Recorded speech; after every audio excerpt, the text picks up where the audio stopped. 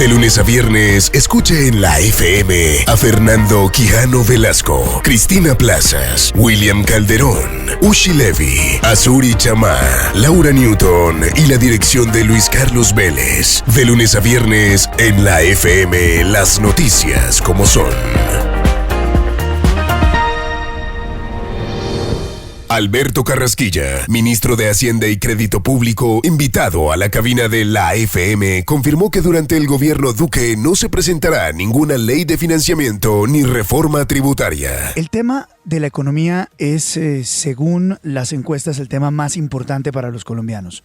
Todo lo que ocurre con nuestro bolsillo, todo lo que ocurre con nuestra nación, la política fiscal, la política monetaria, el precio del dólar, el gasto, los impuestos, son temas que nos pegan directamente en nuestro vivir. Y son temas que siempre es importante enfrentarlos, analizarlos, hablarlos con la fuente.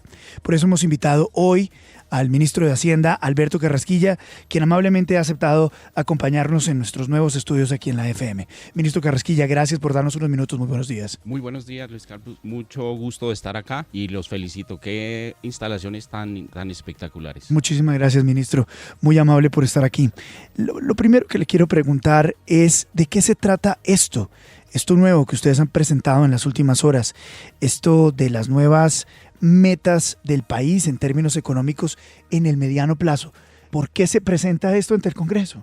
Pues esa es una larga historia que voy a tratar de acortar lo más posible. En primer lugar, la necesidad de presentar cada año un marco fiscal de mediano plazo hace seguimiento a una ley que fue aprobada en el año 2003, que es la ley 819. La ley 819 le dice al gobierno o le dispone que el gobierno cada año, previa a la discusión del presupuesto anual que se lleva al Congreso en el mes de julio, se debe presentar una visión de conjunto sobre la economía, las perspectivas de la economía, la situación de la economía en el corto, en el mediano plazo. Se ordena que se tenga una visión a 10 años. Se dispone que es necesario hablar de cuáles son las reformas que se van a llevar a cabo. Se dispone que se tiene que presentar al Congreso con mucho rigor exactamente cuánta plata debemos, cuáles son las contingencias que podrían afectar nuestro balance mirando hacia el futuro, etcétera. Y cada año, y esto ya llevamos 16, este es el marco fiscal de mediano plazo número 16,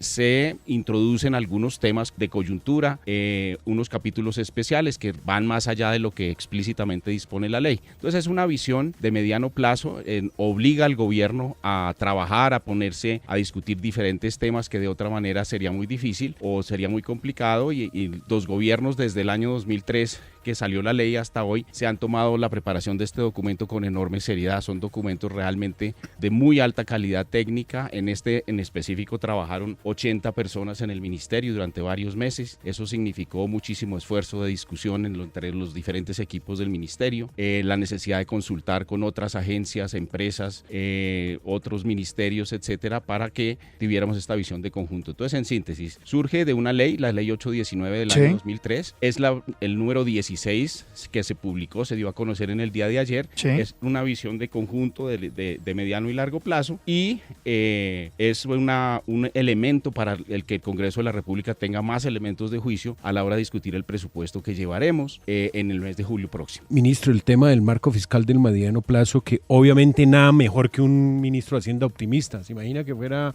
pesimista, William? Ahí sí apague y vámonos. El marco fiscal de mediano plazo lo miramos ayer en detalle con Luis Carlos y con Cristina aquí en la mesa y es bastante optimista.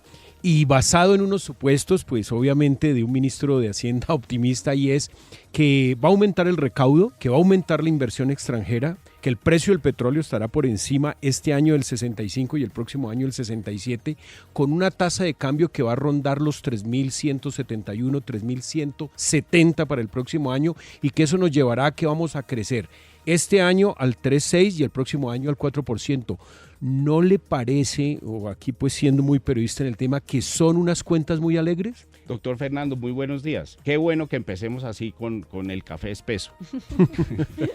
Me gusta y me encanta que su pregunta. Primero, lo que estamos diciendo está completamente en línea con lo que vemos como perspectiva de mediano y de largo plazo. ¿En qué sentido? En el sentido en que esta economía es una economía que está rebotando de una manera importante, mucho menos de lo que quisiéramos verla rebotando, pero el punto de fondo, el titular, es la economía tocó fondo en algún momento hacia el año 2016 o cosa similar. Acuérdese que estábamos creciendo por debajo del 2%, teníamos dificultades, estábamos teniendo enormes problemas en el sector externo, etc. Pero gradualmente esa situación se ha ido revirtiendo. Desde el año 2018 esa situación fue completamente distinta. La economía logró crecer 2,6, primer trimestre de este año 2,8 y vamos encaminados hacia el 3,6. Siempre que la economía colombiana rebota, la gente tiende a subestimar, eso estoy incluyendo al gobierno desde luego, tiende a subestimar la fuerza de ese impulso que tiene la economía. Siempre, porque es natural, miramos hacia atrás y somos cautelosos mirando hacia el futuro. Sí. Y eso siempre sistemáticamente ha ocurrido. Entonces, en términos de crecimiento, no tengo ninguna duda de que estamos como gobierno en una proyección que está en línea y en sintonía con las proyecciones que tienen la inmensa mayoría de los analistas y probablemente nos equivocaremos, si la historia sirve para algo, hacia abajo. Es decir, nos estaremos revelando que fuimos un poco pesimistas. Lo que está diciendo, en otras palabras, Fernando, el ministro, es de pronto nos vamos a equivocar es por no ser tan optimistas como debería ser. Por cautos. Y por cautos, exactamente. Doctora Cristina, William. Sí, siguiendo con el café espeso, ministro, un tema que le toca mucho a los colombianos en su bolsillo es el de la reforma tributaria. Usted hace poco dijo que no veía necesario una reforma tributaria, por lo menos en lo que quedara de gobierno. ¿Así de bien están las finanzas, ministro, o es que de verdad nos metieron la reforma tributaria disfrazada en ese plan de desarrollo? Espesito, William, muchas gracias. Aquí lentamente vamos calentando el café, ministro. Sí, señor. Estoy en mi salsa. No, mire, yo creo lo siguiente. Nosotros vamos a afirmar, hemos afirmado y seguiremos afirmando que no vamos a presentar una reforma tributaria al Congreso de la República en lo que queda del gobierno. Eso es algo que es una decisión tomada, eso es algo que hicimos el esfuerzo tributario, tratamos de mostrar las bondades de ciertas propuestas que al final del día no fueron aceptadas, eso no fue aceptado, el gobierno lo toma con todo el respeto, pero no va a volver a insistir en esa línea. Más adelante, yo tengo casi que la certeza de que volverán a la mesa ideas acerca de cómo hacer para financiar algo que es natural en un país cuyos ingresos medios están creciendo. Cuando los ingresos medios de un país crecen, la gente con toda la razón va a empezar a pedir mejor educación, va a empezar a pedir mejor salud, va a empezar a pedir mejor movilidad en sus ciudades, mejores carreteras, mejores puertos, etcétera. Y tenemos, como han tenido muchos países de niveles de ingreso medio y que están progresando y que están ya en unos niveles de ingreso que ya la gente empieza a exigir, vamos a tener la atención de cómo hacer para financiar esos bienes públicos que con alto contenido de gasto público. Entonces, esa tensión la iremos resolviendo gradualmente. No la resolvimos en el periodo reciente, pero es necesario que con madurez, con seriedad, con rigor, sigamos discutiendo el tema porque nosotros no podemos... Ministro, sí. Yo titulando aquí, y brevemente, comillas, ¿durante este gobierno se acabaron las reformas tributarias? Buen titular. Listo. No habrá reforma. Momentico. Ya lo lancé. Ministro, ese tema es... Bien, ¿no vamos a tener más reformas tributarias ni leyes de financiamiento? Ni leyes, no, tampoco soy de pie de página. Por reforma tributaria es ley de financiamiento. No buscaremos impuestos nuevos, cambiar tarifas, nada de ese tipo de cosas. Sí estamos fortaleciendo la DIAN. Nosotros vemos en Colombia niveles de evasión y de elusión que son importantes. No son los más grandes del mundo de ninguna manera, pero son importantes, son sustanciales. Hemos visto países donde esa variable se ha ajustado de manera significativa. Nosotros no creemos que vayamos a ir a competir con los países más exitosos en su lucha contra la evasión y la elusión, pero sí hemos introducido herramientas herramientas que nos permitan ser más eficientes en el recaudo. La DIAN está en este momento iniciando, bueno, ya no están iniciando procesos internos de transformación muy importantes. Tenemos, a través de la ley de financiamiento, se crearon institucionalidades tales como el régimen simple, que va a permitir formalizar muchísimo en el país. Eso tiene su contrapartida tributaria.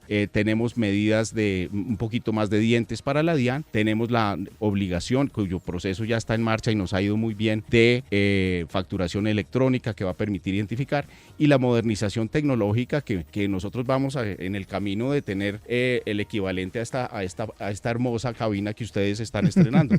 La modernidad, vamos a entrar al siglo XXI tributario, como ustedes entraron al siglo XXI de cabina, y los felicito nuevamente. Ministro, pero acláreme. Entonces, usted ha dicho, no reforma tributaria, no viene otra reforma tributaria, pero no le entendí si viene otra ley de financiamiento. No viene ninguna ley de financiamiento, no viene ningún cambio en las tarifas de tributación, no viene ningún tipo de eso. Eso es lo que el gobierno ha planteado. Eso quiero dar ese mensaje de absoluta y total claridad de gobierno. Lo que el titular del doctor Fernando, métale si quiere, y pies de página. Perfecto. Pero aquí lo voy a anotar. La realidad de lo que pasa en Colombia es que los que pagamos impuestos, que estamos en la formalidad, pues terminamos soportando lo que el resto no hace. Es decir, usted dice muy bien, sí, lo que pasa es que las empresas en Colombia, la diferencia entre lo que pagan los ciudadanos versus lo que pagan las empresas, pues no es consistente con el resto del mundo tributario. Pero la realidad es que los pocos ciudadanos que pagamos impuestos somos muy poquitos, y perdón, ministro, lo voy a decir como lo decimos en la calle, cada vez nos clavan más. Entonces, sumado a lo que le dice Cristina, ese ciudadano que sí paga impuestos, ese que sí está en la legalidad, ese es el que está en la pregunta de Cristina y está en mi pregunta. Es que, ministro, nosotros no vamos más, por favor, me lo va a arrodillar, ministro. De verdad, por favor, no me clave más de impuestos, ministro. Claven al resto de gente que no está pagando impuestos. Claven a las empresas que están en la informalidad. Esas personas sí, pero con el número que usted me da, que entiendo, no refleja lo de los ciudadanos que sí estamos en la legalidad. Doctor Luis Carlos está cantándole al coro. Estoy completamente de acuerdo con usted, y ese es un diagnóstico que el gobierno trajo a la mesa de discusión. El gobierno planteó una expansión, lo que llamamos en ese momento una expansión de la base de tributación, planteó que la incorporación de las personas naturales fuera desde unos niveles de ingreso sustantivamente más bajos, y que hubiera de cierta manera una repartición más generalizada de las necesidades de tributación, en virtud de que al mismo tiempo que tenemos que discutir la política tributaria, pues tenemos que ser conscientes de que hay necesidades de gasto que la misma población está pidiendo, y lo está pidiendo con razón. Entonces, no tengo absolutamente ningún desacuerdo en el sentido de que uno de los problemas centrales, principales, es la concentración excesiva de la tributación en muy poquitas personas naturales y en muy poquitas empresas. Eso se debe a que, de una parte, todavía no tenemos conciencia de la necesidad que tiene un país con ganas de progresar, con ganas de mejorar su infraestructura, de que todo el mundo pague alguito, todo el que pueda pague alguito. Esa necesidad no la hemos internalizado en Colombia, y la iremos internalizando. Y eso Colombia no es el único país donde ha pasado eso, y los países sobrepasan esa barrera y dicen, bueno, yo no puedo seguir pidiendo que las carreteras se mejoren, yo no puedo seguir pidiendo que tengamos una cobertura universal en jornada escolar completa, yo no puedo seguir pidiendo todas las cosas que son natural, bueno y excelente que se siga pidiendo, sin pensar también al mismo tiempo cómo voy a contribuir a la solución de esos problemas. Primer punto. Segundo, tenemos que formalizar también el país de una manera más importante, y sobre todo en sus aspectos tributarios. Para eso estamos trabajando muy duro en el sentido de identificar los flujos de transacciones del país en su conjunto. Ya tenemos unas herramientas tecnológicas, un uso de la información financiera que nos permite ser optimistas respecto de que vamos a identificar mecanismos, institucionalidades que coayudan en eso que nos afecta a todos los que cumplimos la tributación. Ministro, pero lo que uno ve es que siempre, como lo dice Luis Carlos, siempre clavan a la clase media, esa clase media alta, que es la clase pujante, la que gasta, cuando en los países desarrollados lo que uno ve es que lo que buscan es fortalecer esta clase. voy a plantear de la siguiente manera. Las personas en la parte media de nuestra distribución del ingreso, es decir, el colombiano que tiene el ingreso promedio colombiano no paga un centavo. El que tiene 2 veces el ingreso promedio colombiano no paga un centavo. El que tiene 3 veces el ingreso promedio colombiano no paga un centavo. Entonces, si llamamos a la clase media, la clase que está en nuestro país no paga un centavo y las medidas de política de gasto público enfatiza mucho el bienestar de esa población. Se mete muchos recursos públicos en cosas como vías urbanas. Las vías urbanas, sistemas de transporte masivo en las ciudades, educación, etcétera. Entonces, digamos que el gasto público enfatiza este tipo de el bienestar de esta población, y el sistema tributario no los clava en absoluto. A eso que podríamos llamar esa clase media. Entonces, digamos que hay como cierta mala percepción de lo que es nuestra verdadera distribución del ingreso. No somos un país que tenga, donde la clase media tenga unos ingresos comparables a la clase media en un país desarrollado. Somos un país más modesto en términos de sus ingresos promedios. Es que yo me hago este ejercicio que la doctora Cristina lo plantea. Cuando yo voy por las calles digo, caramba, este negocio pagará impuestos, tiene una pinta. Este negocio pagará impuestos, tiene una pinta. O sea, usted haga un recorrido por Bogotá, y estoy seguro que usted lo ha hecho 1500 veces, ministro, ¿cómo no? Pero si uno hace un recorrido por todo el país y se pregunta si en realidad esa gente que tiene esos negocios cumple con sus obligaciones tributarias, la mayoría de veces la respuesta es negativa. Claro, hay mucha evasión. Negativa. Evaden impuestos. Entonces, claro, el señor ministro de Hacienda, la gente le digan que le toca, pues clavar a los que ya tienen en el sistema, porque los números no le dan. Entonces, el resumen de esta plegaria es, miércoles, ¿cómo vamos a hacer en Colombia para poder salirnos de estos números que obviamente en lo racional y en lo económico justifican lo que usted nos está diciendo, pero cuando usted los lleva a la práctica, a la calle, y empieza a ver, ¿no?, la informalidad económica en la que vivimos, pues esa en realidad es gran parte la respuesta a la manera en que injustamente, se lo digo con todo cariño y todo respeto, la clase media colombiana legal se siente afectada. Mire, ya que usted trae a colación algo tan importante como esos pequeños negocios que seguramente están por fuera del régimen de tributación, esa es su sospecha y yo la comparto. Mírelo desde el otro punto de vista. Sí, señor. Tengo una tienda en la cual le trabajo 15 horas al día y estoy anheloso de entrar a la formalidad tributaria. Y el Estado no me hace fácil la vida. El Estado me dice, tiene que llenar esta papelería, tiene que completar unas cosas, me cobra unos impuestos que, por ejemplo, la renta presuntiva, cosas que no tienen que ver con mi ingreso. Uy, la renta presuntiva. Me toca llenar ministro. 25 formularios porque me empiezan a cobrar unos impuestos locales. Es decir, hay una complejidad. Entonces, ese pequeño negocio no tiene plata para pagar 25 abogados para que le hagan su aproximación al complejísimo sistema tributario colombiano. Así que es. no lo hemos logrado derrotar. Segundo punto. Entonces, el gobierno anterior tuvo una idea que a mí me pareció brillante, que fue, hagamos una especie de monotributo. Es decir, a esos pequeños negocios no le echemos unas cargas onerosas, no les metamos una cantidad de trabas para que entren en la formalidad. Pongámoselo sencillo, cobrémosles un solo impuesto en un formulario sencillo, de tal manera que la gente se aproxime. No tuvo mucho éxito con eso, pero tuvo la ideaza. Este gobierno, montado sobre esa idea, introdujo lo que llamamos el régimen simple. El régimen simple básicamente dice, según su sector de actividad, entre a la tributación con tasas relativamente bajitas, trámites relativamente sencillos, o mucho más sencillos que el régimen general, y a medida que su negocio vaya creciendo, se va aproximando al régimen general. Pero no voy a pretender que usted entre al régimen general de una. Eso es un camino hacia la formalidad gradual que hemos construido y que ha sido muy bien recibido, ¿no? Entonces, yo titularía, gobierno se financiará parcialmente con venta de activos nacionales. Sí, correcto. ¿Sí? Está bien. Cronograma por definir. Si yo fuera el editor Sí, de sí, ese sí. titular, yo le diría, está muy vainilla esa cosa. Ayúdeme. Gobierno financiará, está muy, ¿no? Dice, el programa de inversiones del gobierno no se detendrá. ¿Entonces quiere que le meta candela? ¿Más candela? Listo.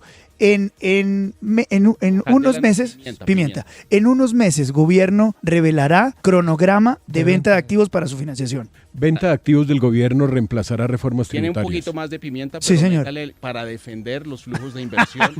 No, eso ya es agenda política. No, eso ya es editorial. Donde acepto que Editorial, Sí, ya sí, eso es sí, editorial, no titular. Oiga, Luis Carlos, Bien, es malo para el periodismo. No, yo veo que sí, yo veo que está bien. ¿les Creo que está bien, pesamos más el café al ministro o Sí, por no. ahí Sí, ministro. Adelante, que esto está bien. Ministro, ¿cómo va esa pelea con el Banco de la República? Tenemos entendido, llamada del presidente al gerente Juan José Echavarría, con todo ese rifirrafe que hubo frente al tema de la polarización política. Usted le salió al paso al doctor Echavarría si eso estaba afectando o no la economía, si la economía está estancada.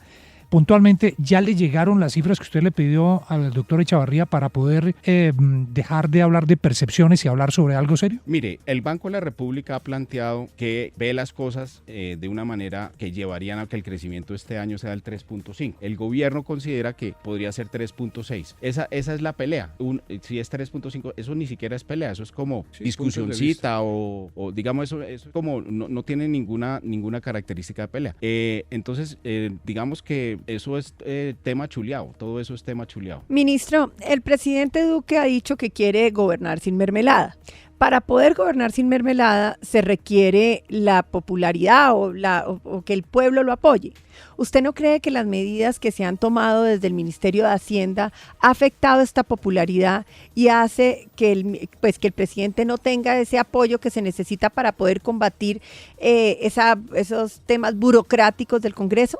Pues sí, yo diría que cuando uno está en un hogar y llega el abuelito con regalos, el abuelito tiene popularidad, pero cuando llega la persona, la mamá que es la que tiene que poner poner a la gente en orden, que toca conseguir la plata para poder pagar, esa no es la labor más agradable del mundo. Entonces probablemente los oficios de un Ministerio de Hacienda son oficios bastante impopulares, digamos que los ministros de Hacienda no, digamos, si los ministros de Hacienda buscan cariño, están en el lugar equivocado, y si buscan popularidad están en el lugar equivocado. Pero es un tema de estrategia política, no pelear con todos los frentes al tiempo. Usted no puede pelear con el Congreso o mantenerse firme en no entregar mermelada, en pelear con la ciudadanía. Y la pregunta final es, ¿usted se arrepiente de haber propuesto lo del IVA de la canasta familiar, que fue lo que realmente afectó al presidente en términos de popularidad al principio del gobierno?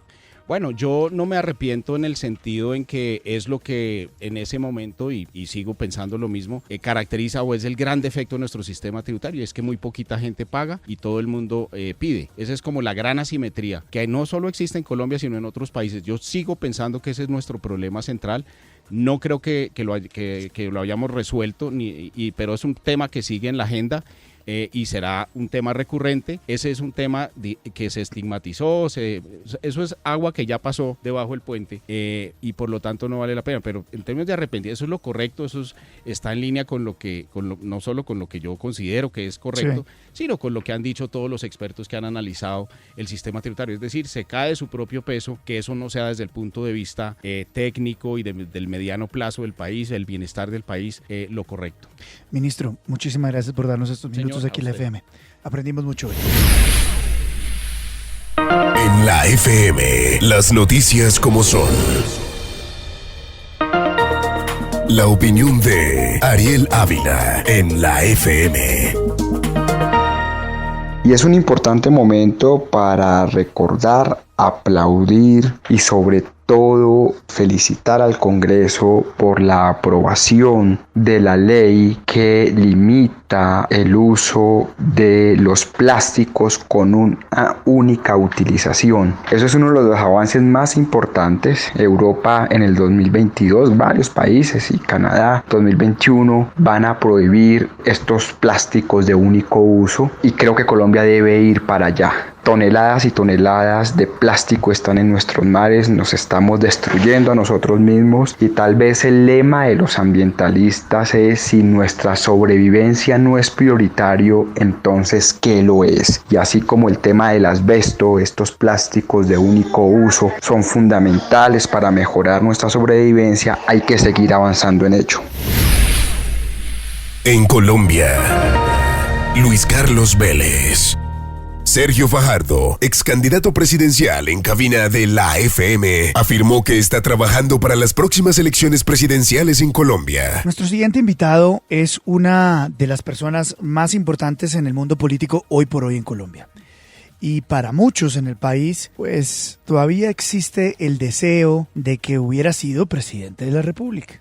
Y lo tengo que decir así de claro, cuando yo lo veo por las calles y lo veo en algunos lugares, hay gente que se le acerca y le dice presidente, y no es presidente. Fue candidato a la presidencia por Compromiso Ciudadano y Alianza Verde, y fue gobernador de Antioquia, fue alcalde de Medellín y goza de una muy alta popularidad hoy por hoy. Obviamente estoy hablando del doctor Sergio Fajardo. Doctor Sergio Fajardo, gracias por acompañarnos. Buenos días. Luis Carlos, muy buenos días. Un gusto estar acá con ustedes en la cabina, con todo el equipo. Aquí molestado un buen rato, pero es un viernes y estamos contentos y yo estoy contento de estar con ustedes. ¿Lo sorprende esto que le digo sobre que hay gente que se le acerca y le dice presidente, buenos días? No, pues a mí me alegra y realmente Sí. son muchas personas muy cariñosas que se acercan. Me hubiera gustado que fuera el presidente, lástima, en fin. Pero es una expresión de cariño y nosotros todos necesitamos cariño. Cuando me dicen una foto, yo lo hago con gusto, pero igualmente les digo, la vida continúa y vamos para adelante. ¿Ese es el objetivo? Pues esa es una decisión que yo he tomado y es, voy a dedicar mi vida, pues, le he dedicado, pero en función de trabajar en la construcción de nuestro movimiento, de fortalecer con todo el trabajo político que hemos venido haciendo durante 19 años, de avanzar en la escuela de formación política, de invitar a que muchas personas participen, que se atrevan. Nosotros necesitamos mucha gente participando. Ahora estamos trabajando para las elecciones del 2019 con la Alianza Verde, en algunas partes también con el Polo Democrático, que fuimos parte de la Coalición Colombia, y ahora yo trabajo pues en función de acompañar a personas que han trabajado conmigo, que hemos venido construyendo este sueño y seguir avanzando hacia la transformación de Colombia y hacia el 2022. Entonces, esa es una decisión de vida. Voy a pasar una buena parte de mi tiempo en Bogotá. Yo voy a tener una casa acá, Sí. donde pueda estar trabajando, y tengo la ilusión de la misma de hace 19 años, de hacer la razón por la cual yo entré a la política y a lo público con tantas personas es a transformar esta sociedad. ¿Cuál es la estrategia que se debe seguir o que usted piensa seguir de aquí a las elecciones con ese objetivo? Lo digo ante la opinión pública porque es como si uno estuviera todo el tiempo midiendo sus palabras o sus declaraciones frente a un objetivo final, que es el de ser presidente. Entonces, las coyunturas que lo avalanchan a uno, las cosas que van pasando, cómo se enfrenta el día a día sin hacer campaña, pero con vistas a ese objetivo final. Esa es la pregunta y en eso pues estamos trabajando. A mí no me gusta estar involucrado en las disputas diarias del Twitter, que este dijo tal cosa, el otro le respondió, usted por qué no dice algo. Una persona lo agrede a uno, entonces tiene que salir a responder. Yo, y lo digo en estos términos, nosotros tenemos un camino recorrido, una forma de actuar, de ser en la política, y tenemos que seguir recorriendo ese mismo camino. Yo me precio de ser coherente, consistente, que termina siendo la riqueza más grande que se puede tener en política, que es la confianza. La confianza es lo más poderoso que uno puede tener como líder en cualquier condición. Entonces, estamos encontrando un camino de saber entender los diferentes tiempos. Hay temas sobre los que tenemos que discutir del día a día, por supuesto, Sí. y las personas con las que uno establece una relación política pues están pendientes de la forma de verlos y entenderlos y de ilustrar, y esta es una de las razones Claro. que estamos con ustedes, que siempre son los que nos están tomando el pulso diario. Al mismo tiempo, identificar unos temas relevantes para el país que tenemos que estudiar, que tenemos que diseñar, preparar muy bien toda la estructura de lo que se quiera hacer. Una de las cosas más difíciles que hay es tener una buena preparación para llegar a gobernar, y gobernar es muy difícil, y buena preparación significa los temas, los programas, avanzar en el funcionamiento de las organizaciones que hay en el país. Todo eso lo tenemos que ir preparando y eso requiere estudio, rigor. Al mismo tiempo, ir por diferentes partes del país, ir explicando nuestra escuela de formación política, cómo entendemos la política, acercarse a las regiones más y más, aprender de muchas personas. Uno de los temas más importantes que yo he venido desarrollando en mi vida, pasando del tránsito de profesor de matemáticas a las calles, es aprender a escuchar. A mí me preguntan y dicen, yo he aprendido a escuchar. Antes hablaba de primero, ahora hablo de último y escucho mucho, y no tengo que estar hablando a toda hora, aprender de otras personas, lo cual me gusta, y ese es un parte de lo que nosotros tenemos que hacer y tenemos que comunicar. Y les digo exactamente lo que yo digo en nuestras conversaciones. ¿Cómo comunicamos ese espíritu de lo que nosotros hemos sido y somos en la calle? Para mí es muy potente, y yo todos los días, en función de la política, estoy en la calle. Este fin de semana voy a estar en la calle, y estar en la calle significa estar repartiendo unos volantes, que empezamos a hacerlo en enero del 2000, cuando nadie había repartido un volante en la vida en Medellín y en sitios donde nadie había entrado jamás a repartir un volante, estar con las personas, que las personas se puedan acercar a uno. Sí. Ese contacto es muy potente y de hecho hay gente que me dice a mí, ¿usted para qué se gasta el tiempo en la calle? Usted hace un video, 30 segundos, Lo pone y sale. viral y lo ve Sí. 1 millón de personas. Le digo, no habrá nada en la vida Como que el contacto. reemplace estar en ese contacto en la calle, escuchar a las personas, poderla mirar a los ojos, poderle dar la mano y poder conversar con quien quiera conversar. Y un reto político que nosotros tenemos de comunicaciones es cómo se transmite esa experiencia de la calle a través de los medios. Y eso no es tan sencillo como grabe un No, video. no, sino sin duda. una conexión muy potente. Otra pregunta sobre la estrategia va hacia lo que el país está viviendo hoy, doctor Fajardo, y es esta polarización extrema. Si usted no es de izquierda, entonces es paramilitar. Y si usted no es de derecha, entonces es guerrillero o es mamerto. Pero la ventaja que muchos ven en usted es que usted no está en ese juego de la polarización, que no se ha parado en esos extremos. Y hay gente que lo critica y lo observa y dice, ese es precisamente su problema, que no se ha parado en un lugar donde uno lo puede identificar fácilmente. ¿Cómo se aproxima esa pregunta de dónde me tengo que parar yo y qué realmente significo yo para la población colombiana en un momento donde los extremos es lo que reina? Puedo decir varias cosas. Digo una. Primero, yo creo, y estoy hablando de estar en la calle físicamente. La última vez que yo estuve en la calle fue en Cali, en Palmira, en Buga. He estado por muchas partes, en Zipaquirá, en Cajicá, en Tocancipá, Sí. en Soacha y en Fusagasugá. Sí. Para decir los últimos lugares donde yo he estado físicamente en la calle. No tenga la menor duda que una gran parte de la población colombiana está agotada de esa polarización. Porque eso vende, por supuesto. Si yo estoy acá y salgo y digo 2, 3 cosas contra Uribe, contra Petro o algo, pues salgo en todas partes. Sí, claro. Yo sé Claro. Qué En mi cansancio. vida caigo a la tentación de agredir o de destacarme por herir o por cambiar mis principios, pero la gente está cansada. Entonces eso es atractivo y uno dice, mire esto. Sí, la gente aplaude. Eso, aplauden un poquito. Es el circo pero romano. La mayoría de las personas están cansadas de esa polarización y de hecho yo creo que cada día tiene más fuerza nuestra expresión política. Entonces yo no me mortifico por ese tipo de cosas, yo no tomo amargura, ni voy destilando malestar, ni soy resentido en el sentido de que ando quejándome porque no soy presidente, sino yo digo, vamos para adelante. Sí. Es una forma de ser, un espíritu de relacionarse con la gente. Entonces, y como yo nunca me he clasificado en esa forma, no hay nadie que pueda decir, escuchamos a Fajardo diciendo cuál era su clasificación política dentro del esquema tradicional. Entonces, si usted no es de izquierda, es de derecha, pues tiene que ser de centro porque no saben dónde clasificar. Nosotros somos una ruptura política desde hace 20 años.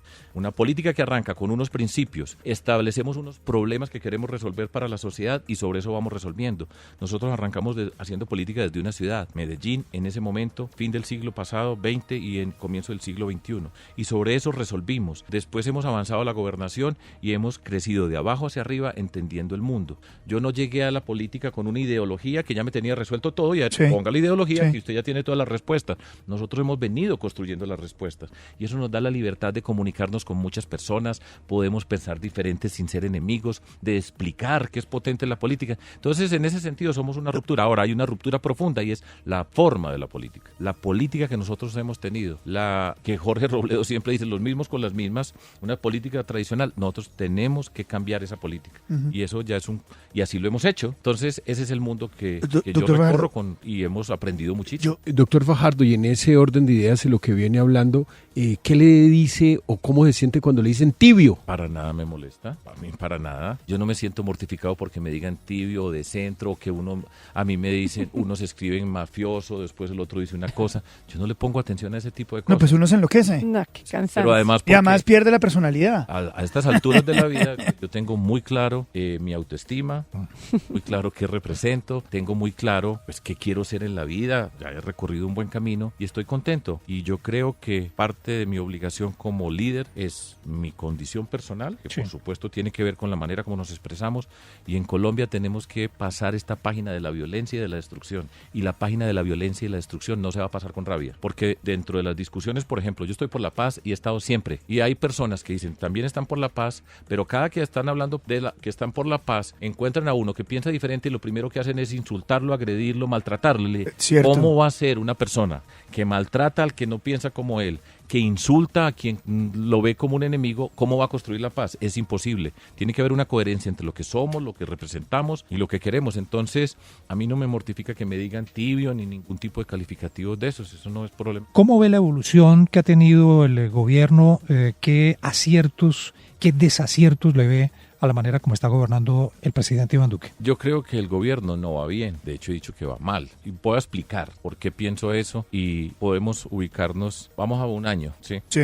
Un año desde que el presidente fue elegido, la segunda vuelta. O sea, en ese momento ya es presidente y empieza pues todo este andamiaje. Y después de un año, y a mí me da pena ser repetitivo porque pues eso también puede ser cansón, ¿cierto? Pero yo insisto en algo que aquí mismo conversamos. No tenemos un rumbo claro, o sea, en el sentido de que hay unos proyectos, unas metas a las cuales nos estamos dirigiendo y la acción del gobierno y el liderazgo del señor presidente conduce allá. Cuando uno sabe para dónde va, los problemas que enfrenta en el día a día los resuelve en función de los objetivos que tiene. Pero cuando no tiene unos objetivos claros, entonces el problema de cada día es el fin del mundo. Y nosotros hemos estado en una maraña de problemas, de discusiones, donde no podemos ver ese rumbo y se convierte en incertidumbre, en preocupación permanente y eso no permite que avance. Un año es la cuarta parte de 4 años. Nosotros nos acostumbramos en Colombia a tener periodos presidenciales de 8 años. Ya no nos acordamos cómo era esto con un presidente de 4 años. Y gobernar es muy difícil. Gobernar en 4 años es dificilísimo. Y si usted después del primer año no tiene clara una ruta, no tiene claro unos proyectos sobre los cuales está avanzando, tenga la certeza que va a ser muy difícil que encuentre un rumbo más adelante. Entonces estamos en estas circunstancias en que estamos. Yo creo que eso no es sano para el presidente de la República. Yo creo que el señor presidente es una buena persona. Y no lo digo de manera despectiva, porque hay muchas veces es buena persona y sí, eso sí. es como si fuera... Baila muy bien, sí. No. Es la cualidad más importante del ser humano. Cualidad. Yo creo que los gobiernos tienen que estar en manos de buenas personas. Sí, así es. Y ser una buena persona no es un desprecio, sino un elogio.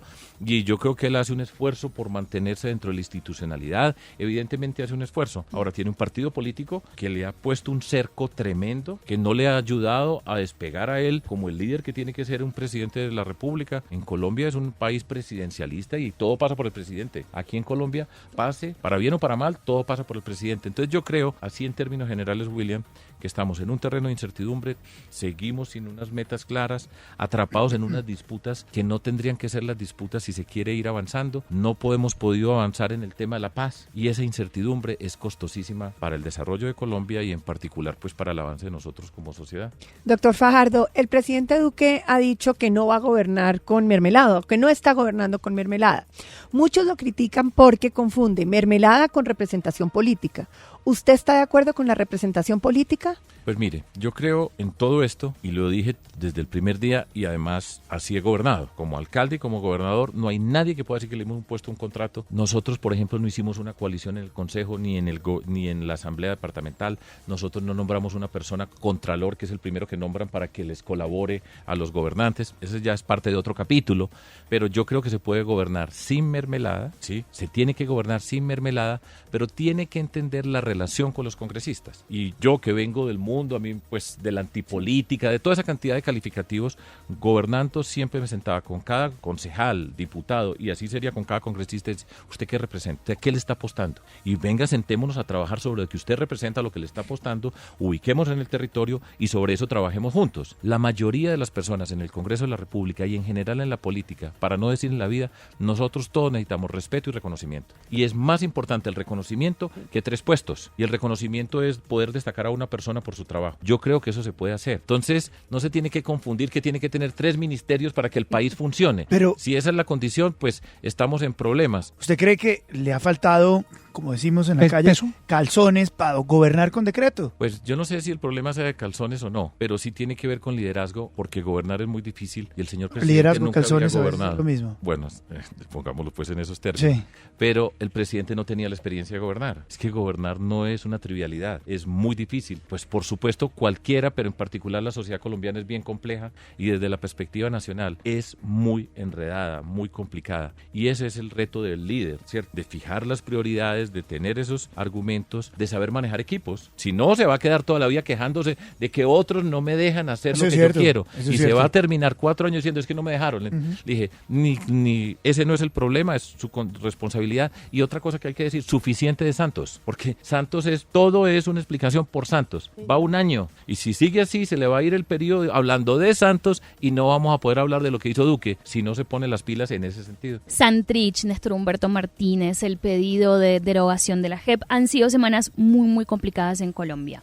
Yo le quiero preguntar que me responda con una mano en el corazón. En algún momento de este mes o de estas semanas, ¿usted se ha sentado a mirar televisión y a decir, Menos mal que no soy presidente. Yo creo que esa respuesta, esa sonrisa es sí. Pues hay momentos donde, sí, yo pensé así, este agobio, pero entonces después viene la siguiente pregunta y es, pero entonces, ¿y se quiere atrever a ser presidente? Pues es todavía más grave esa, ¿cierto?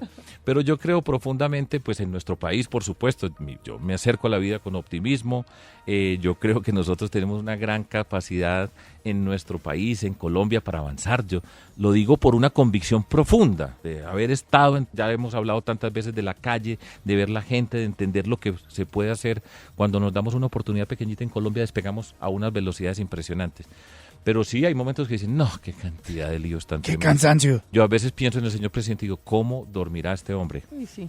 ¿Cómo llegará con ese agobio que tiene que llegar después de todas estas discusiones, de todas estas observaciones que hacemos? Y pues sí lo he pensado. Claro. Ahora, y entonces, ¿por qué no se queda mejor en la educación? Y aquí vamos. Quiero que me diga unas cosas muy puntuales sobre unos temas muy puntuales. ¿Qué piensa sobre el tema Santrich? Lo digo en 3 puntos. Primero, Sí. yo creo que no puede haber una persona que inspire más malestar Sí. que el señor Santrich. A la gran mayoría de los colombianos nos inspira mucho malestar. Desata todos los demonios. Si usted quiere que se le abran las heridas, llame a Santrich y le abre todas las heridas del plebiscito, de todo lo que viene Colombia enredada. Le hace un daño enorme al proceso de paz. Esa persona tiene esa condición. Entonces, yo lo que he visto, por supuesto, todo parece sugerir que el señor delinquió después de la firma del acuerdo de paz y en principio, bajo esas circunstancias, tendrá que ir a los Estados Unidos extraditado. Pero estamos en una democracia y nosotros necesitamos que la democracia funcione, que lo condenen, que la Corte Suprema en este momento pues sea la que dice esta es la condición del señor Santrich y que obedezcamos eso, punto. No más, porque ¿qué más me pongo a decir? Yo creo que es mafioso, que claro. no, eso. Queda muy claro. JEP. Yo creo que la JEP hay que fortalecerla. ¿Cómo? Respetándola, aclarando muchas cosas. Yo creo, dentro de las discusiones que se han dado, tengo entendido que es Luis Fernando Velasco que ha dicho, aclaremos ciertos temas, que viene a lo que hemos mencionado durante todo el tiempo. Hay una cantidad de cosas que no son claras, que nadie sabe cuál es la competencia, hasta dónde llega, pues sentémonos a aclarar. Y yo creo que muchas de esas cosas, pues se pueden aclarar, pero la JEP es importante para nuestro país. Nosotros tenemos que pasar esta página de la violencia y pasa por momentos difíciles, contradicciones, amarguras, malestares que nos dan a todas las personas, pero aclaren, siéntese a aclarar y yo creo que aclarando muchos de estos problemas pasan a una dimensión menor, vamos a tener dificultades todo el tiempo, porque es que nos está poniendo de frente con lo que ha sido la violencia y la destrucción, y lo que tiene que oírse en la JEP y en la Comisión de la Verdad, que también es muy necesaria para Colombia, no es agradable, es que nosotros estamos sanando unas heridas, cuando uno está sanando heridas le duele, y eso es lo que, pero tenemos que saber pasar por ese desagrado y ese dolor. Falsos positivos. Yo creo que la alarma que se presentó con el New York Times era necesaria porque aquí lo que ocurrió con los falsos positivos es una barbarie. Eso no tiene otro calificativo. Y dado que eso pasó, pues nosotros cualquier pequeño indicio que pueda sugerir que podría volver a pasar, pues lo tenemos que mirar. Nosotros no nos podemos dar el lujo de esperar. Y yo creo que esa investigación había que sacarla porque tenía una alerta. Y es una alerta necesaria. Y quitaron esa directiva. Era necesario que la quitaran porque no era una buena directiva si se mira desde esta perspectiva.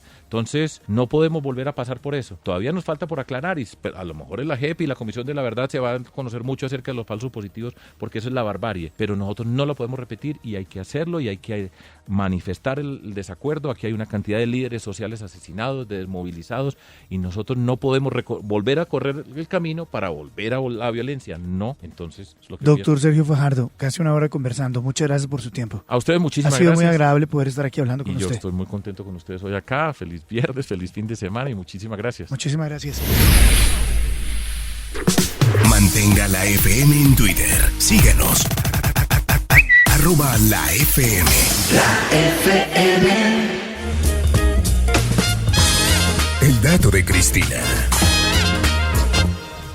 9 de la mañana, 22 minutos. Doctora Cristina, su dato.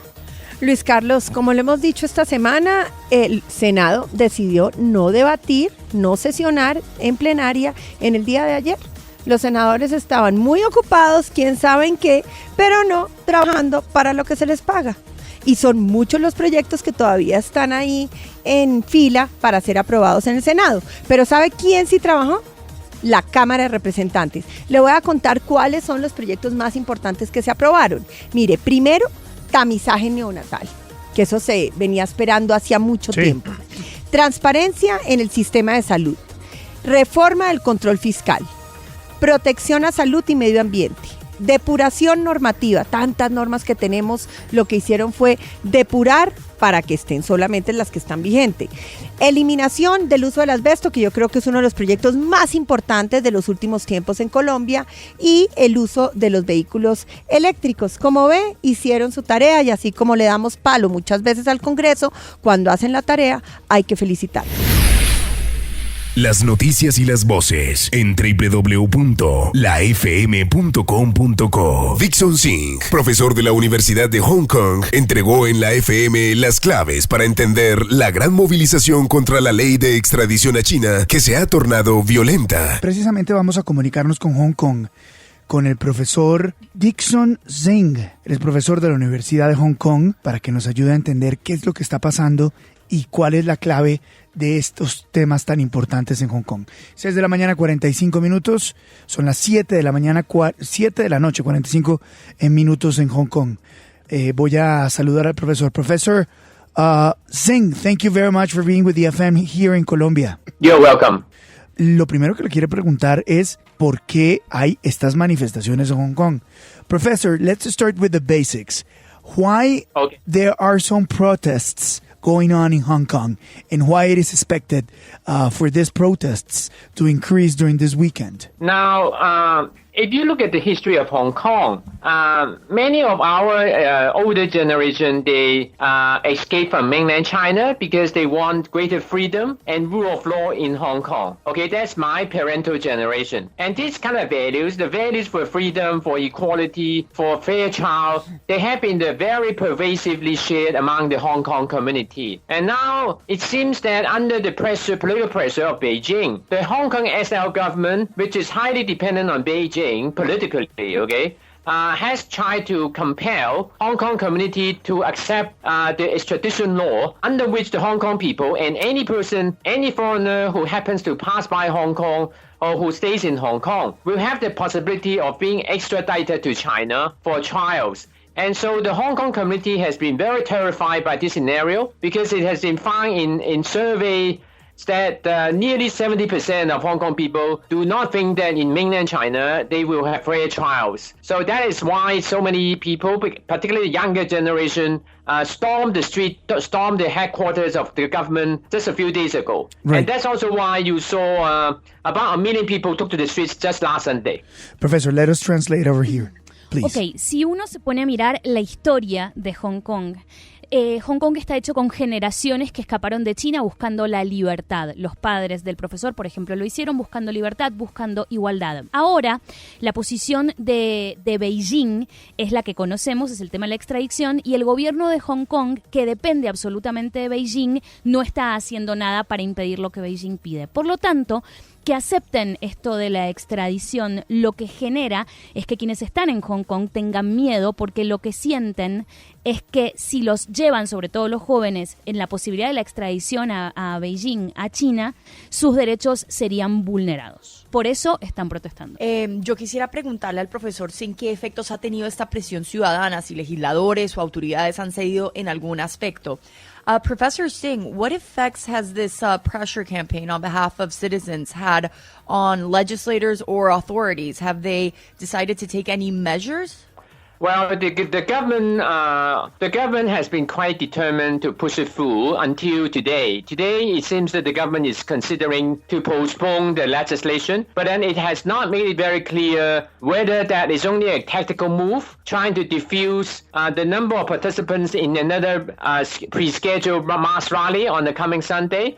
So I think that there's still a tug of war between the increasingly authoritarian government and the very angry civil society organizations. Now, the civil society organizations, they want to hold another big rally on the coming Sunday. So we are now in this kind of tug of war situation. Bueno, hasta ahora el gobierno había sido bastante claro con el tema de la extradición, pero esto había pasado hasta hoy, que están hablando de la posibilidad de posponer el asunto. Ahora, lo que nos dice el profesor es que no está claro si esta en realidad no es una táctica del gobierno, porque está prevista para el domingo una marcha gigante y quieren disiparla, motivo por el cual lo que estarían haciendo, digamos, sería decir que van a posponer el tema para que la gente no salga a marchar. Lo que nos dice el profesor es que esto es básicamente una guerra, entre comillas, medidas entre la sociedad civil y el gobierno.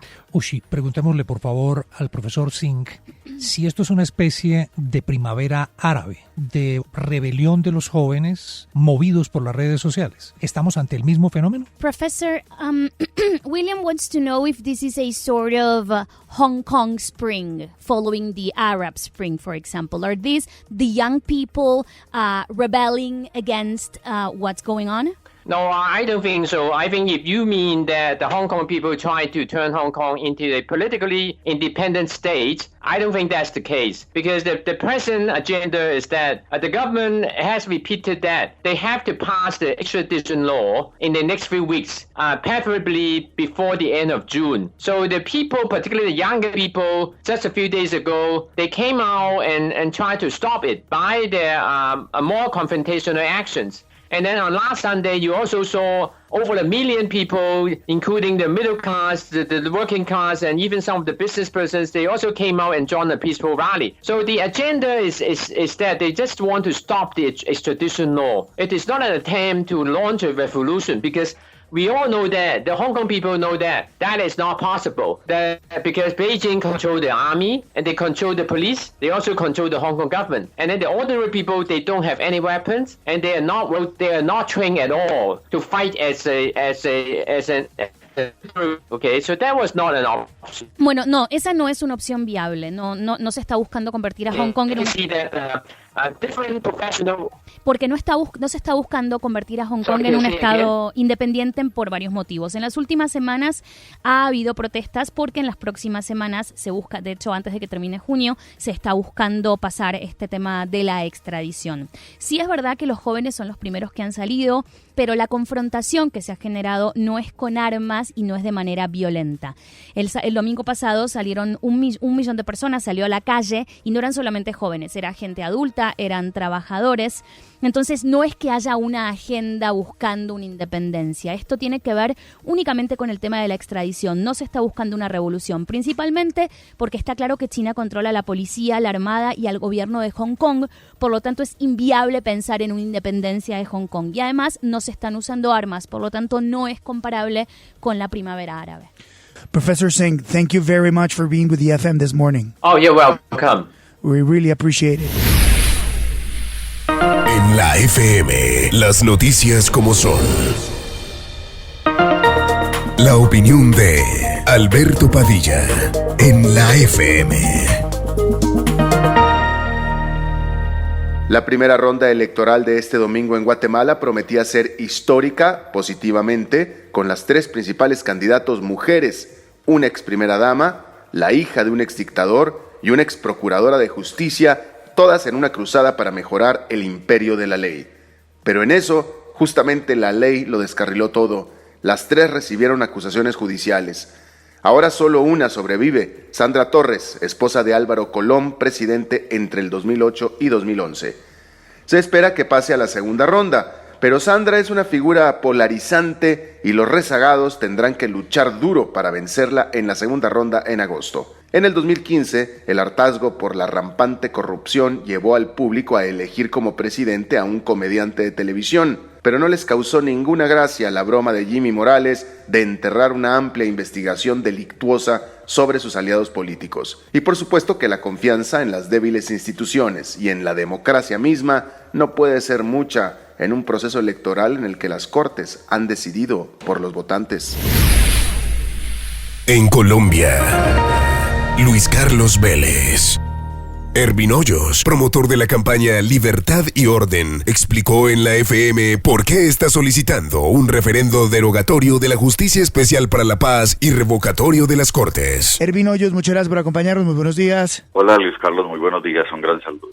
Señor Hoyos, ¿de dónde sale esta iniciativa? Bueno, esta iniciativa sale de ver lo que está pasando en el país con la JEP, con la corrupción, la justicia en manos del narcotráfico, en manos de quienes quieren evadir la responsabilidad de los delitos, y de ahí, como presidente de la Federación Colombiana de Víctimas de las FARC-EPCOL, que tengo en este momento la función de representar a más de 260 organizaciones de víctimas, entre las que está la Corporación Rosa Blanca y otras víctimas, pues en una reunión dijimos, aquí hay que proponer una figura que le dé al país una solución, y nos asesoramos de constitucionalistas, personas que tienen el conocimiento pleno de cuál podría ser esa figura, y llegamos a concluir que la figura era proponer un referendo aprobatorio de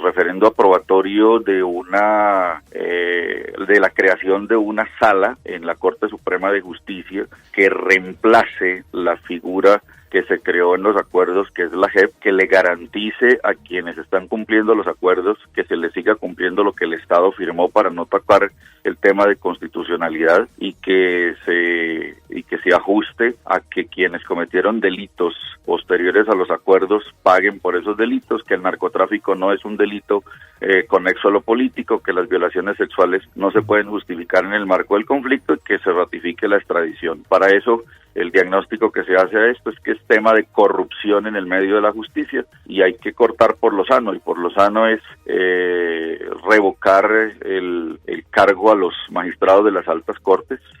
Se proponen 2 puntos: la derogatoria de la JEP, que es el reemplazo por esta sala, por eso es aprobatorio, y luego la revocatoria de los magistrados de las altas cortes, y para el siguiente periodo legislativo la reducción del Senado de la República a 80 senadores y a 80 representantes. O sea que aquí está incluida la reforma política y la reforma a la justicia. Ervin, esta iniciativa de una persona reconocida como usted en el mundo periodístico no es un golpe de Estado, en el entendido de que revocar las cortes, porque lo de la JEP, diría yo, es lo de menos, pero revocar las cortes, iniciar con una revocatoria del Congreso, pasar de los 300 que tenemos ahora un poco más a 80, pues eso es todo un revolcón institucional que iría más allá de una constituyente o un referendo. Es realmente desinstitucionalizar el país, y que le daría paso, no sé, Ervin, a otras iniciativas, como que se arranque, por ejemplo, a revocar el Ejecutivo o a revocar el Congreso. Es decir, sería una grieta a desinstitucionalizar el país. Bueno, se había pensado en proponer también la revocatoria del Senado de la República. Al final analizábamos que no era procedente, justamente porque se crearía una total ingobernabilidad. El gobierno entraría en una crisis total y absoluta. Así que se crean unos mecanismos para evitar justamente eso. Esto tiene un proceso, un procedimiento. Eso no es que inmediatamente entraríamos en una crisis como se podría dar efectivamente. No, aquí hay un procedimiento, y es que si llegase a pasar el promedio de firmas, nosotros vamos por el 30%, o sea, aquí no podemos ir por el 5% porque tiene control del Congreso y control de la Corte Constitucional. Aquí el objetivo es ir al 30%, que es superar los 11 millones de firmas, para que tenga inmediatamente el presidente que tomar la decisión de convocar a elecciones. Y si eso se logra, pues entonces se entran a los procesos en el orden que le permitan al gobierno tener el control del Estado. Tendrían que inmediatamente ir a crear la comisión ética y la comisión académica que releva a las cortes, y una vez creadas las nuevas cortes, ahí se crea la sala que reemplaza a la JEP, pero eso tiene unos términos, sí, señor. Le saluda William Calderón. Hola, William. La decisión que pueda tomarse de ahí en adelante, o lo que pueda ocurrir más que la decisión, lo que pueda ocurrir de ahí en adelante, es que esto va a poner en vilo si se aprueba ese referendo, y si el referendo finalmente es votado y es aprobado en las urnas, pues prácticamente sería una bomba a los acuerdos de paz, destruiría los acuerdos de paz. ¿Ese cálculo lo ha hecho usted? A ver, no destruye los acuerdos de paz, porque si no estaríamos tocando la constitucionalidad del acuerdo. Entonces no se tocan los acuerdos de paz. ¿En qué sentido no se tocan, William? Y esto es muy importante para hacerle pedagogía a la gente y que lo entiendan. El proyecto está diseñado para que el Estado le siga cumpliendo a los desmovilizados que están sometidos al proceso, que están haciendo sus procesos productivos. A ellos no se les va a tocar en absoluto. Aquí lo que hubo, y ustedes analizan y se han dado cuenta, lo que ha habido es que utilizaron el acuerdo para meter gente que no son guerrilleros, que son narcotraficantes. Los narcotraficantes se metieron a las altas cortes. Aquí ya es un juego de utilización corrupta de esa figura que fue el acuerdo de paz, pero aquí el tema por eso va hacia las personas, no hacia las instituciones. No estamos cambiando la estructura institucional, estamos buscando revocarle el mandato a los magistrados de las altas cortes por corrupción, porque está metido el narcotráfico ahí, están metidas las más grandes mafias del país y hay que hacer un corte por lo sano. Si el brazo está gangrenado y los dedos sirven, nos toca amputar al final el brazo para evitar que el resto del cuerpo se contamine. Aquí toca ir de esa manera. Es una operación quirúrgica para salvar el país, porque es la justicia la que cayó en manos de las grandes mafias, especialmente el narcotráfico. En este referendo estamos ratificando la extradición, se está ratificando acuerdos internacionales como que los delitos de lesa humanidad deben pagar cárcel, se está ratificando que los delitos sexuales no son un delito político, que el narcotráfico es un delito transnacional y se respeta las solicitudes hacia los países que tienen el acervo probatorio sobre un delincuente internacional. Colombia se mantendrá en la posición de que solamente ratifica la identidad, confirma la identidad del solicitado y la carga procesal le queda al país que lo está solicitando y se cumple con eso. O sea, estamos volviendo a orientar la justicia como realmente tiene que ser y no como los narcotraficantes quieren que esté ahora la justicia al servicio de ellos. Cristina Plazas lo saluda. Pues, Hola, según lo Cristina, buenos días. ¿Cómo está? Según lo que le oigo, lo que quieren es que no, pues echar para atrás el proceso de paz, porque los puntos que acaba de establecer son todos los que plantea en materia de justicia el acuerdo. No, porque, Cristina, el narcotráfico quedó, por ejemplo, como delito conexo a lo político, ¿sí? El narcotráfico no va a ser nunca un delito conexo a lo político. Las violaciones sexuales, las violaciones a niños, eso no puede ser un delito conexo a lo político. Los crímenes de lesa humanidad que están ratificados en los acuerdos internacionales, no podemos venir a decir que son indultables, que son negociables. O sea, estamos volviendo al origen jurídico que acordaron las naciones en acuerdos internacionales, y acordemos que eso es de supraconstitucionalidad, o sea, eso se mantiene, se respeta y vamos efectivamente es por garantizar que la justicia se aplique, por garantizar que la justicia siga siendo realmente justicia y no que esté al servicio de especialmente el narcotráfico. O sea, aquí tenemos que entender que el narcotráfico se tomó la justicia y a eso es a lo que hay que atacar en este momento. ¿Le corresponde a un periodista convocar a un referendo para derogar la Jurisdicción Especial de Paz y reformar las Cortes? Pues si yo me basara, Suri, en qué me corresponde como periodista, pues tal vez no hubiese hecho nada de lo que he hecho en toda mi vida.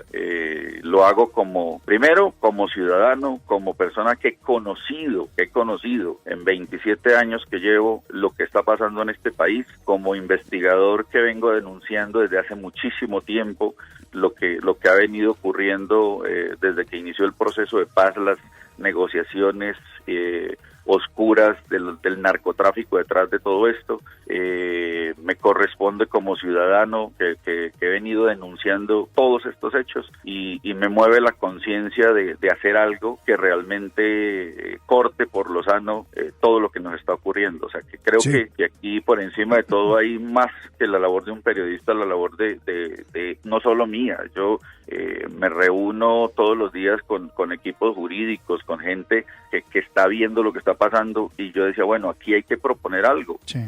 Y hemos hecho todas las consultas que ustedes no se puedan imaginar. O sea, esto no nace de la noche a la mañana, esto nace de un análisis de conciencia desde mucho tiempo atrás, de ver lo que está ocurriendo, de escuchar a la gente, de sentir la preocupación de quienes son conscientes del transjurídico que hay en todo esto y tomar una decisión. Ervin, muchísimas gracias por darnos unos minutos aquí en la FM, muy gentil. A ustedes, Carlos, muchas gracias. Gracias. Mantenga la FM en Twitter. Síganos. @la FM. La FM en la Copa América con Carlos Antonio Vélez. Hoy inicia la Copa América. Mañana 5 de la tarde, Argentina versus Colombia. Saludamos al profe Carlos Antonio Vélez en la antesala del partido Argentina-Colombia, Grupo B de la Copa América. Hoy a las 7:45, Brasil-Bolivia. y mañana a las 5 de la tarde nuestro partido, el partido de la Selección Colombia. Profe, ¿qué tal? Buenos días.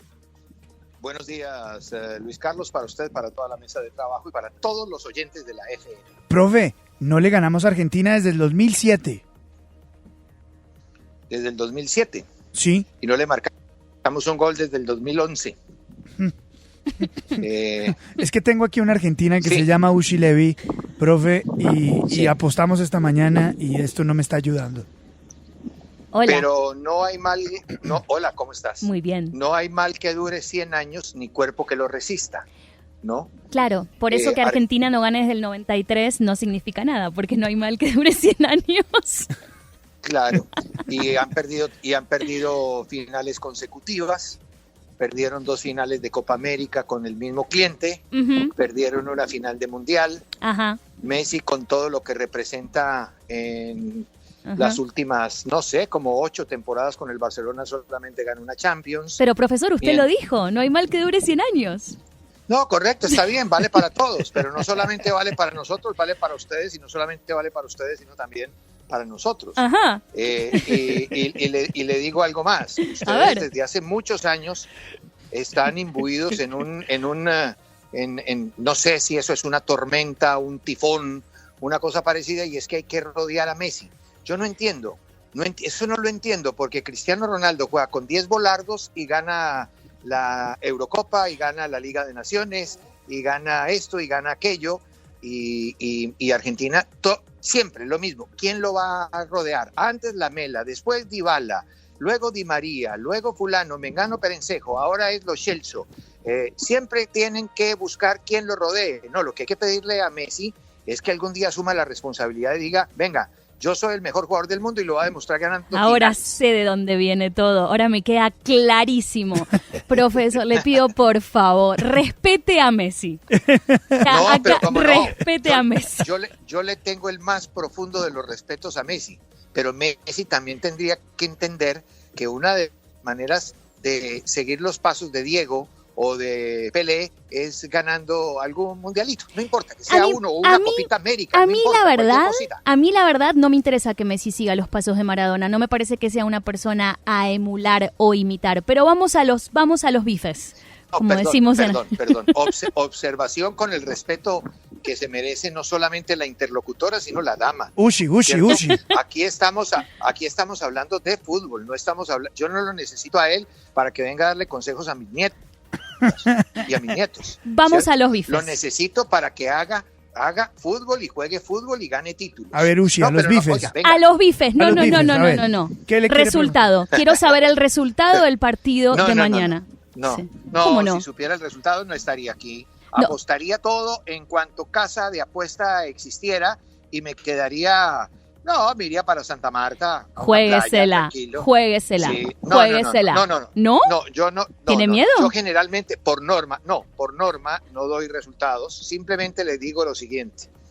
Para Colombia, el partido de mañana tiene mucho significado. Primero, es técnico nuevo y la puesta en escena es fundamental. Y las puestas en escena tienen que tener un respaldo en materia de resultados. Punto número 2. Esta generación de futbolistas colombianos, lamentablemente, suena duro, pero es verdad, no ha ganado nada.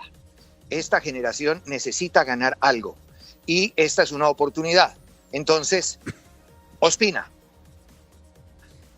Zapata, Fao, solamente mencionarle que están en la recta final. Si esos jugadores no ganan ahora, ¿cuándo van a ganar? Porque pues no sabemos nada de la Copa América del próximo tiempo, ¿no? Entonces, conclusión. Los retos nuestros son muchos, aparte de marcarle un gol a Argentina, aparte de comenzar con pie derecho el torneo, aparte un montón de cosas. O sea que mañana la responsabilidad es muy grande para nosotros. La tiene Argentina, nosotros la tenemos también muy grande. Óigame, profe, yo no sé, pero nosotros aquí presentimos que está como dado todo para que Colombia tenga un gran papel. Como que este equipo viene mostrando cosas más interesantes que la versión de Pekerman. Sí, este es un equipo. Es que esa es la primera gran diferencia.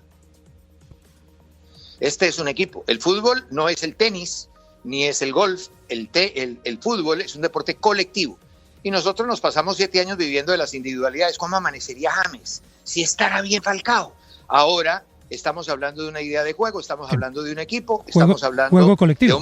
de un montón de... Exactamente, estamos hablando de equipo. Entonces, en eso tenemos mucha expectativa, pero a ver, esta es una de las copas más igualadas. Aquí no nos podemos meter mentiras. Aquí el que tiene la gran obligación es Brasil. ¿Por qué? Porque es el local y a la parroquia hay que darle éxitos, ¿no? Y después Argentina, porque tiene al mejor jugador del mundo. Y después Chile, que es el que ha ganado los 2 títulos anteriores. Está defendiendo su título, su trono.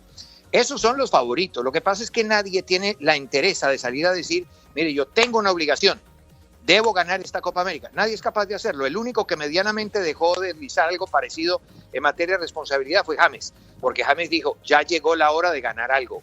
Por lo menos se comprometió, pero el resto le está sacando el juste al tema y le está diciendo al otro, usted es el favorito, usted es el que tiene que hacer, usted es el que... No, nadie asume la responsabilidad como tiene que ser, pero nosotros sí esperamos que el equipo crezca y que el equipo sea aquí un equipo. Oiga, profe, ¿tenemos equipo para quedar campeones en la Copa? Sí, tenemos equipo, como tiene equipo Argentina y como tiene equipo Brasil y como tiene equipo Uruguay, ¿no? Le subrayo Uruguay porque Uruguay es de esas escuadras que ha mantenido una línea de tiempo con la misma idea, con el mismo técnico. Aquí hay algunos sí que se están jugando la vida. Reinaldo Rueda, por ejemplo, se juega la vida aquí. Si a Chile no le va bien en esta Copa, yo no creo que Reinaldo Rueda vaya a dirigir a Chile en las próximas clasificatorias. Aquí se juega la vida Scaloni, porque mucha gente cree que es y otros creen que no. Han hablado de renovación y sin embargo está Di María, Kun Agüero, Messi, eso no es ninguna renovación. Entonces, esos se están jugando la vida. Tite se está jugando la vida. Estoy hablando de la vida deportiva, porque la vida es muy importante y más importante que un torneo y un partido de fútbol y un equipo de fútbol. Estamos hablando de la vida deportiva.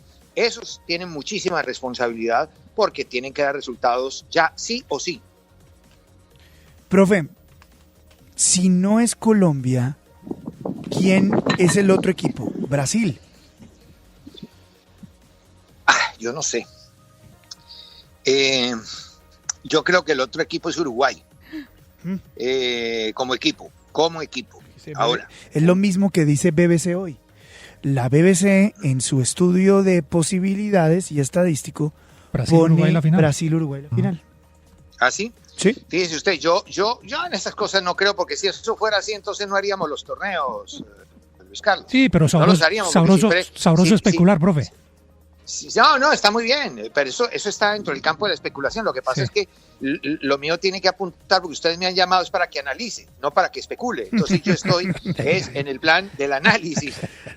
A mí me encantaría que Colombia fuera el campeón, y ojalá, y tiene con qué serlo. Sí. Pero aquí hay que respetar unas cosas que juegan, y juegan muchísimo. El caso de la localía, eso es fundamental en Brasil.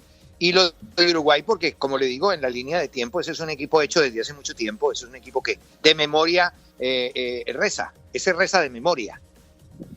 Profe, pues muchísimas gracias, vamos a estar pendientes de esta Copa América, haciéndole mucha fuerza a la Selección Colombia y disfrutando, por supuesto, de sus análisis a diario. Muchas gracias y mucha suerte.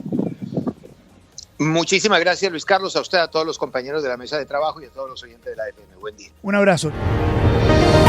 De lunes a viernes, escuche en la FM a Fernando Quijano Velasco, Cristina Plazas, William Calderón, Ushi Levy, Azuri Chamá, Laura Newton y la dirección de Luis Carlos Vélez. De lunes a viernes, en la FM, las noticias como son.